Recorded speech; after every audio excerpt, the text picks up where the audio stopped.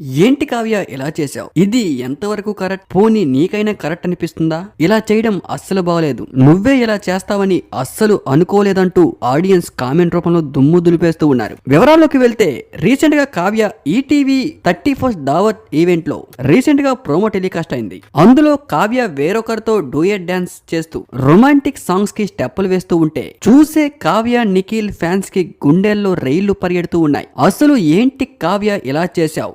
నువ్వు ఇలా చేస్తావని అస్సలు అనుకోలేదంటూ కామెంట్ రూపంలో నెటిజన్లు దుమ్ము దులిపేస్తూ ఉన్నారు. కావ్య, నువ్వు ఇలా చేయడం అస్సలు బాగోలేదంటూ, ఏదైనా ఉంటే కూర్చొని మాట్లాడుకోవాలి కానీ ఇలా నిఖిల్ పై రివెంజ్లు తీసుకోవడం అస్సలు బాగోలేదంటూ.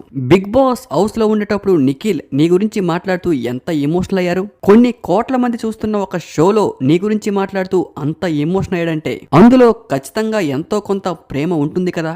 మరి అంత చిన్న చూపు చూడవలసిన అవసరం ఏముంది? తప్పులన్నాక అందరూ చేస్తూ ఉంటారు, క్షమించి ఇంకొక అవకాశం ఇస్తే తప్పే ఉంది. అంతేకాకుండా ఇలా చేయడం అస్సలు కరెక్ట్ కాదంటూ ఇప్పటికే నెటిజన్లు ఆ ప్రోమో కింద కామెంట్ రూపంలో దుమ్ము దులిపేస్తూ ఉన్నారు. ఆ ప్లేస్ లో నిఖిల్ ని తప్ప ఇంకొకరిని ఊహించుకోలేకపోతున్నాం.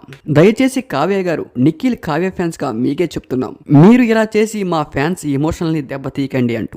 ఇప్పటికే ప్రోమో కింద ఇప్పటికే ప్రోమో కింద బుల్లితెర ఆడియన్స్ కామెంట్లు చేస్తూ ఉన్నారు. అసలు కావ్య ఇలా చేయడం ఎంతవరకు కరెక్ట్ అనేది మీరు కూడా కామెంట్ రూపంలో తెలపండి.